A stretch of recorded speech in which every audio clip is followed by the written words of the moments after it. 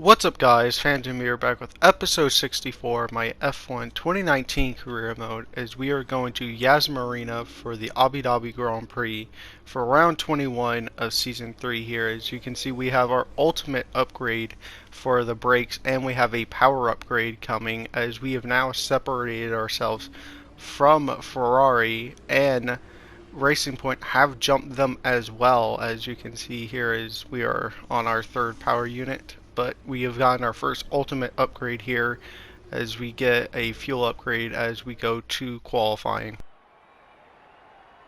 Here we are at the beautiful Yas Island circuit where qualifying is about to begin.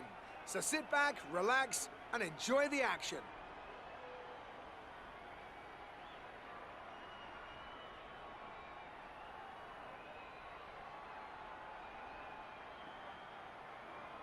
So then, Ant, it's another Grand Prix weekend, another exciting qualifying session ahead of us. What are you going to be looking out for over the next few minutes? The first question is going to be who can avoid making mistakes. There isn't much margin for error in qualifying, and you have to bear in mind that the track conditions may have changed since practice, particularly as we've had a few support races in the meantime. If the brake bias settings, for example, don't take this into account, it's extremely easy to lock up a front wheel and cause a flat spot. Just like that, your lap's ruined and you've wasted a set of tyres to boot. As we start out here in Q2, going through the last couple of corner heres at Abu Dhabi, as this is our first race after be crowning champ of season 3 as we start our flying lap here, as this is no pressure on us at all as we are automatically champions. After last race we are something like 30 points ahead of Vettel as we come across the corner, across the line here. We will be in 9th place as our teammate Raikkonen once again has not gotten into Q3. He's been really laying the team down as of late here as we come into Q3 as the lights are fully on and it is really starting to darken up here as the sky is that very dark blue as we start our flying lap here in Q3, which will be the last qualifying session of this season here. As we come through the penultimate corner here, we get stuck on the curb there a little bit on the entrance there. As we clip the curb there and come across the line, we will be P10 only as we have not really done that well here at Abu Dhabi in our past, as we have a second and a third, but really nothing spectacular here as we will start from the back of the top 10 here as we move on to the race. It's twilight here in the United Arab Emirates and twilight also on another Formula One season. It's been a captivating story throughout the year, but will we see one final dramatic twist before the end? We have 21 corners here at Yas Island Circuit with 10 to the right and 11 to the left. It's a total lap distance of 3.4 miles. 2 long straights open up some passing opportunities into the chicanes, and we expect average lap speeds of around 123 miles per hour. And it's an absolute pleasure to be joined once again by Anthony Davidson. Let's talk about Old Timer. What a season they've had. A well-deserved championship victory and the pressure now surely off with the title already in the bag. It really is well deserved. I wouldn't say it's been a faultless title challenge, but certainly one that has been consistent and well managed. Here's hoping they let off a bit of steam today and give us an exciting race. It's time to take a look at our starting grid for today's race. Charles Leclerc lines up on pole position and Max Verstappen lines up alongside. Looking down the rest of the grid, we have Vettel, Perez, Valtteri Bottas, and Faber, Grosjean, Hamilton, Oldtimer, and Kimi Raikkonen, Ricciardo, Stroll, Antonio Giovinazzi, and Magnussen. Sainz, they've taken a grid penalty. Russell, Nico Hülkenberg, and Lando Norris. Butler and Daniel Kvyat completes the grid, and with preparations almost complete, let's head down to the track. As we sit here on the grid in P9 after Sainz has his 10-place grid penalty as the 5 lights are on and they're away, and once again we have gotten a terrible start there as our teammate Raikkonen will come down our inside once again, as well as Brazil. We had terrible starts there as we're just able to fend off Ricciardo there to stay in the top 10 here as we come through the S's here, as they look to be stacking up a lot in front of us, which means they'll be pretty slow as we dive up the inside of our teammate Raikkonen, and as we almost run into the back of Hamilton as we go up the inside of him, as he just turns in right on us like the AI normally do, as we've been having a lot more straight line speed than the Mercedes had all year, so we should easily get past him, as Raikkonen will also be making a move on Hamilton as he is up in the 9th, as Verstappen and Leclerc, both the McLarens, have set fastest laps of the race, as we are hunting down Grosjean here into the second straight. We go down the inside here as we make a lot of move. We actually didn't look for that move. He kind of just broke really early there, as we will slip up the inside here of this left-hander, and we will take P7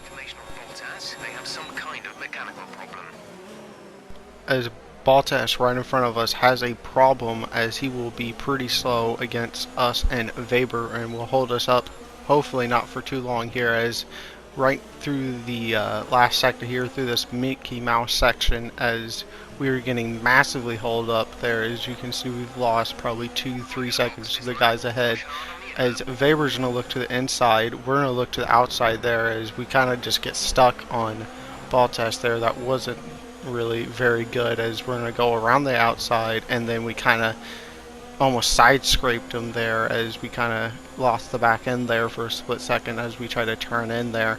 But as we come onto the back straight here against Weber, we have so much more straight line speed with DRS there, as we will make the move stick into the chicane here, but he will have DRS against us. But as we come onto the back straight here, he is more important where he's with Grosjean behind them, as we will come into the pits at the end of this lap here, as we make sure not to hit that curb there and get speared off into the wall and lose our end plate, as we manage to get it slowed up and not get a speeding penalty here, as it looks like we're going to hold up Vettel as long as everybody else there, so that is perfect. But Perez has managed to get away from us, as we do not get held up in the pits barely, as that Toro Rosso was coming in, as we will come out in P14. As we move on to the next lap here, we will come across the line and regain a bunch of positions that we have lost here, as we will rejoin back into 5th position here, as we regain all of our positions here, as Verstappen has set the fastest lap of the race on lap 8 and then 9 again here, as he's really going for it. As we come on to lap 10 here on the back stretch, we are in the slipstream of Vettel here, as he will go a little bit defensive there, so we will try to go around the outside of him, as he's gone really slow over that apex there, but we will have to go really slow and not, he's enough there that we can't force him out, as he will actually get the DRS there, as he was behind us at the DRS detection point somehow. I don't really know, as we will have to keep behind him until the next DRS zone, which is here on the long back stretch, as we will easily make the move against him, as we will now try to chase down Perez here, who's in 3rd and on course for his 2nd podium of the season, as Leclerc sets the fastest lap of the race, as we are catching up to Perez on lap 13 here, as we make him go defensive into the chicane here, as we make another move around the outside there, but we weren't nearly alongside as Vettel, as we now have the DRS here on the back stretch. We're going to think about maybe going outside, but we go inside here, as we will make the move stick and squeeze him out there a little bit there.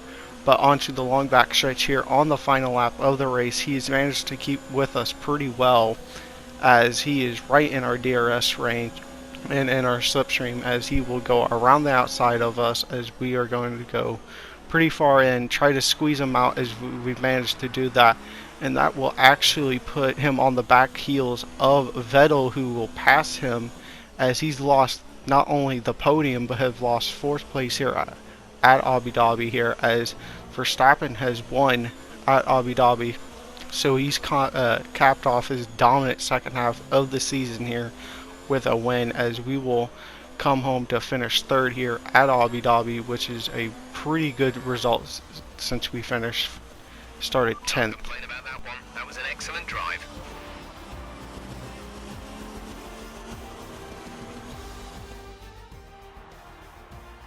Beautiful performance from McLaren today. Tell me, Ant, how did they manage to achieve this win? Well, they certainly stood out as a driver with tons of confidence on the track. I think their ability to keep their cool, even during some of the more hectic parts of the race, meant they were able to capitalise on the mistakes of other drivers, giving them the opportunity to make their way to the top spot with ease.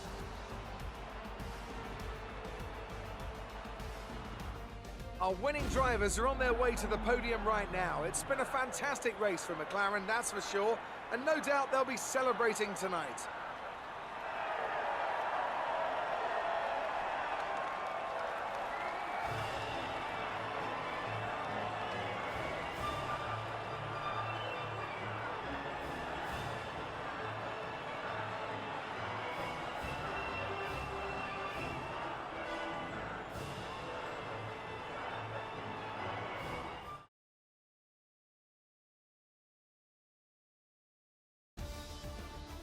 Let's focus on the driver of the day.